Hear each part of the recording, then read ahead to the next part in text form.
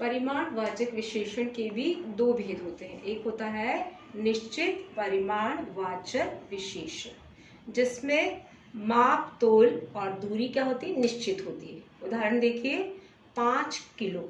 5 kilo सब्जी हो सकती है, 5 किलो फल हो सकते हैं, 5 किलो अनाज भी हो सकता है।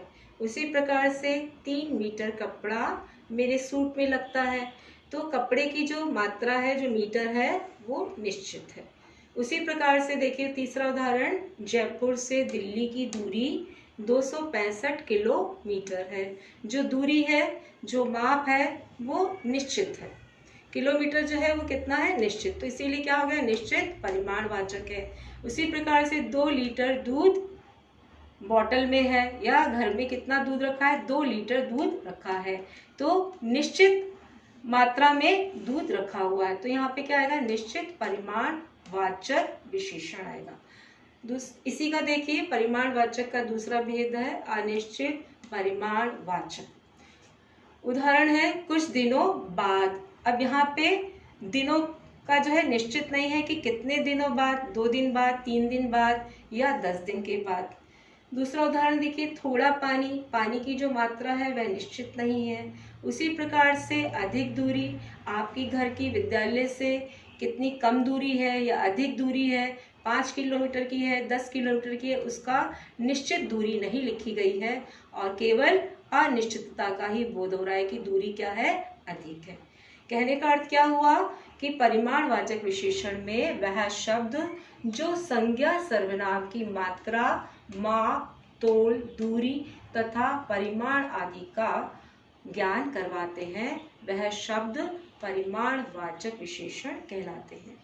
चलिए अंतिम भेद देखते हैं विशेषण का, सार्वनामिक विशेषण।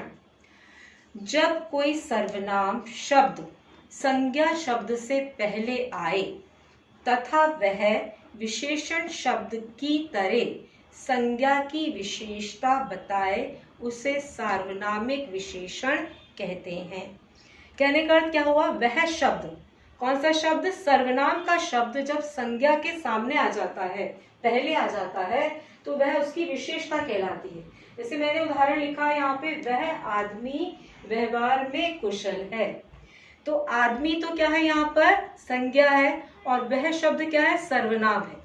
आदमी विशेष आदमी की ओर इंगित किया गया है, वह, तो वह क्या है, सर्वनाम, और आदमी की विशेषता कौन सा शब्द बता रहा है, सर्वनाम शब्द बता रहा है।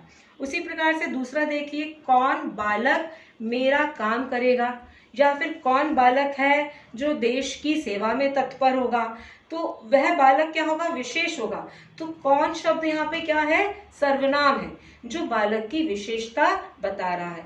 उसी प्रकार से कुछ बालक खेल रहे हैं, बालक क्या है, संज्ञा है, और कुछ क्या है, सर्वनाम है, जो संज्ञा से पूर्व आकर संज्ञा की विशेषता बता रहा है। उसी प्रकार से वह लड़की विद्यालय जा रही है, वह लड़की से मतलब कोई विशेष कन्या है या विशेष लड़की है जिसके बारे में बताया जा रहा है। कहने का अर्थ क्या हुआ, जो सर्वनाम शब्द है वो संज्ञा से पूर्व में आकर उसकी विशेषता बताते हैं, तो वह सार्वनामिक विशेषण कहलाते हैं। इस प्रकार से आपने आज पढ़ा विशेषण, और इसी तरह से आगे भी हम और अध्याय पढ़ेंगे, और उससे पहले भी आप इन सबको दोहराएंगे और अपनी उत्तर पुस्तिका में भी इसको नोट करेंगे। आशा है कि आपको समझ में आया होगा। अगर समझ में नहीं आता है तो आप व्यक्तिगत रूप से या व्हाट्सएप ग्रुप के माध्यम से प्रश्न पूछ सकते हैं। धन्यवाद।